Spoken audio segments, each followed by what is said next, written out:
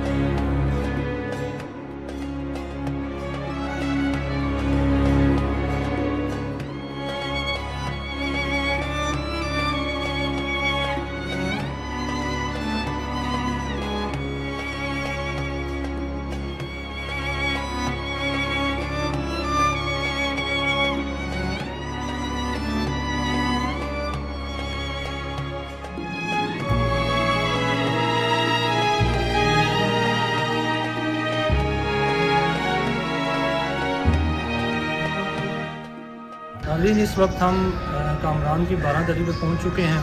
बड़ी एक शानदार बिल्डिंग है, और ये मेरे राइट साइड पे एक बहुत बड़ा तालाब है। वो कि इसके अंदर इस वक्त पानी नहीं मौजूद, लेकिन ये तालाब मौजूद है जो शायद किसी वक्त में बड़ा होता है।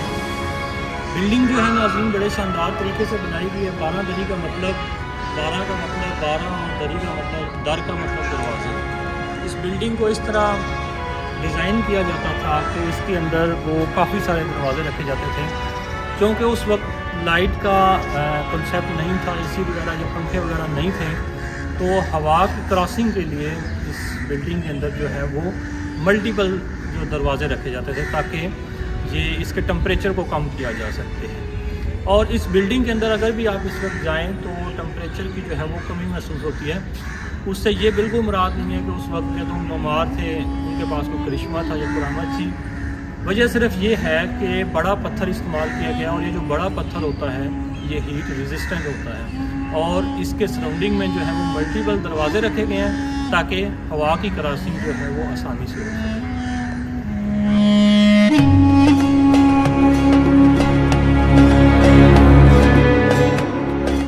दोस्तों, ये दरख्त जो मेरी बैक साइड में आप देख रहे हैं, ये कामरान की 12 दरी के अहाते में मौजूद है।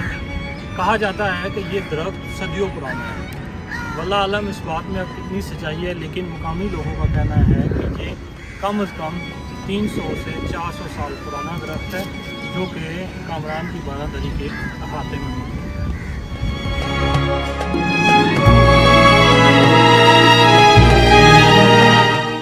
नाज़रीन, बादशाह जहांगीर ने एक बात कही थी बड़ी तारीफ़ी, कि बादशाह का कोई रिश्तेदार नहीं होता। इस बात को उसने कैसे पूरा किया, आइए आपको बताते हैं।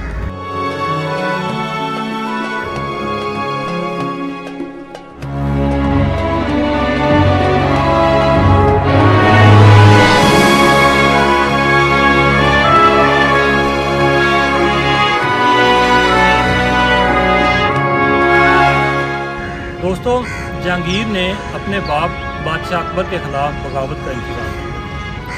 इस बगावत के लिए उसने एक काफ़ी बड़ी तादाद में फ़ौज को इकट्ठा किया, अपने साथ बहुत सारे अफसरों को बुलाया। दोनों फ़ौजें मद्दे मुकाबल सफ़ आरा हुई। तख्त के लिए मुसलमानों का खून बहाया गया, लेकिन अकबर के पास शाही फ़ौज थी और जंग का नतीजा ये हुआ कि जहांगीर जो है वो ये जंग हार गया। जंग होने के बाद आप बादशाह अकबर की रहमदिली समझें या उसकी अच्छी सियासत समझें कि उसने जहांगीर को जो है वो माफ़ कर दिया। अकबर की वफ़ात के बाद जहांगीर तख्त नशीन हुआ और सेम उसी तरह जहांगीर के बेटे शहज़ादा खुसरो ने जहांगीर के ख़िलाफ़ बगावत का इंतज़ाम किया, लेकिन वो भी जंग हार गया। जहांगीर का बेटा खुसरो जब जंग हारा तो जहांगीर ने इस कामरान की बारादरी में एक दरबार लगाया। दरबार लगा के जहांगीर ने अपने बेटे शहज़ादे खुसरो के ख़िलाफ़ ये सज़ा सुनाई कि इसे शाही किले में ले जाकर नाबीना किया जाएगा। लोगों ने कहा कि बादशाह सलामत, ये आपका बेटा है, इसके ऊपर रहमदिली करें। तो आगे से जहांगीर ने वो तारीख़ी अल्फाज दोहराए कि बादशाह का कोई रिश्तेदार नहीं था।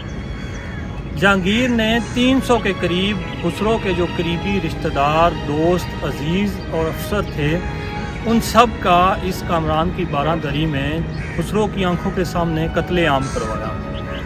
300 लोगों का कत्लेआम उसने उसको अजियत पहुंचाने के लिए करवाया ताकि वो अपनी आंखों से बगावत करने वालों का हाल देख सके। और फिर शहज़ादा खुसरो को यहाँ से कैद करके शाही किले में ले जाया गया और वहाँ पे उसको नाबीना किया गया। ये एक बड़ी जुल्म की दास्तान थी जो यहाँ पे बादशाह जहांगीर की तरफ से कामरान की बारादरी में रकम की।